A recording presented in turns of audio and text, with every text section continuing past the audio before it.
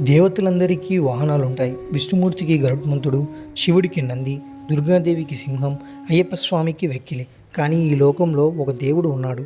ఆయన్ని ఎక్కడా చూడలేము, కానీ ఆయన మనిషిని వాహనంగా ఉపయోగిస్తాడు. ఆ దేవుడు ఎవరో మీకు తెలుసా? ఆ దేవుడే ధర్మం. అవును, ధర్మం కనిపించదు, కానీ ఇది ఎప్పుడూ నడుస్తూనే ఉంటుంది ఓ మనిషి రూపంలో.